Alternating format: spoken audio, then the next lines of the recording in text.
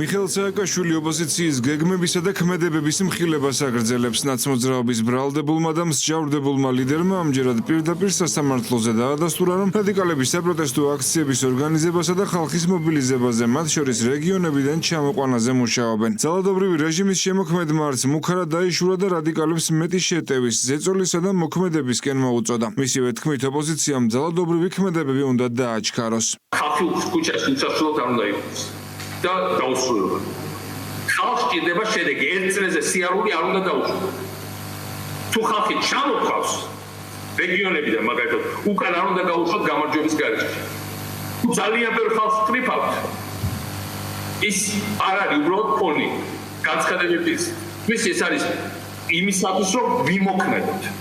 მოქმედება, შეტევა, ზეწოლა ბოლომდე კითხავ ხუჟება ხელი ჩავკიდოთ ქვეყანაში ერთმანეთს ჩავკიდოთ ხელი მაგრამ საბოლოო ჯამში გამარჯვება არის ძალიან ახლოს და არ უნდა გაგვიწყდეს ხელიდან ეს გამარჯვება.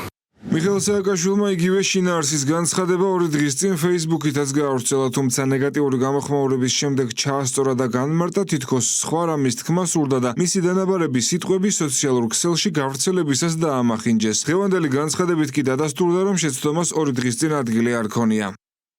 შეცდომა ამდენი ხალხის ჩამოყვანა და გამარჯვების გარეშე უკან გაშვება.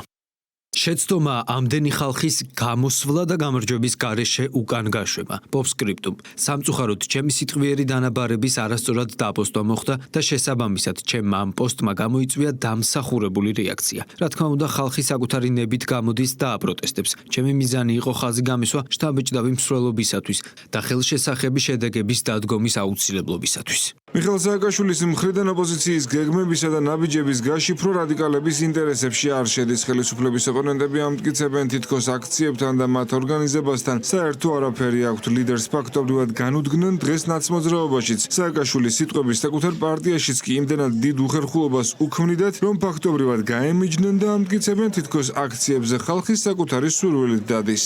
მე თამამად შემიძლია ვთქვა, რომ სიტყვა ჩამოყვანასთან დაკავშირებით მეც მაქვს ესეთი მოსაზრება, რომ არავინ არ ჩამოყავს. თუ კი ვინმე ჩამოდის საკუთარი ნება სურვილით.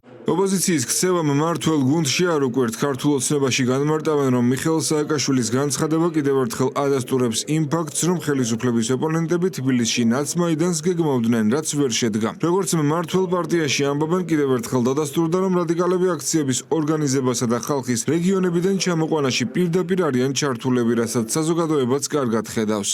სააკაშვილის განცხადებაც მეტყველებს იმაზე, თუ რა პროცესები მიმდინარეობდა და რა იყო ძირითადი მიზანი ამ გამოსვლების, ამ აქციების, მათ წააგეს არჩევნები, დამარცხდნენ, ჩვენი ქვეყნის მოსახლეობის უმრავლესობამ უთხრა არა ბოროტებას, უთხრა არა ომს, უთხრა არა სიძულვილს და ამაზე გაღიზიანებული როგორც ქვეყნის შიგნით, ასევე ქვეყნის გარეთ სურვილი ჰქონდათ უბრალოდ რევოლუციური გზით სახელმწიფო გადატრიალება მოეწყო. ძალის გამოყენება, ჯოხი, ხელების გადაგრეხვა, რასაც სააკაშვილი გადაგებდა დღეს, რასაც სააკაშვილი აკეთებდა, როცა ხელისუფლებაში იყო, ასე რომ ჩვენ არ გაგვირვები.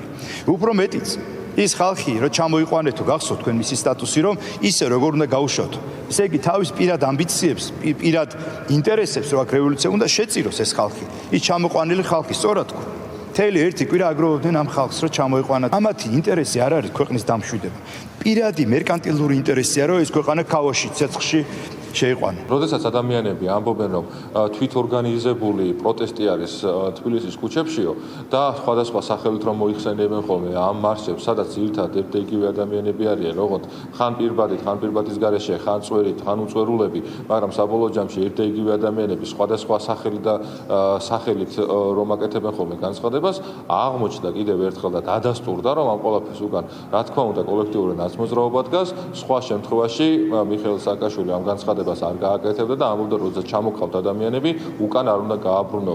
სწორედ ეს არის, რომ მართული არის ის მოქმედებები და ის ქმედებები, რაც არის ქუჩებში.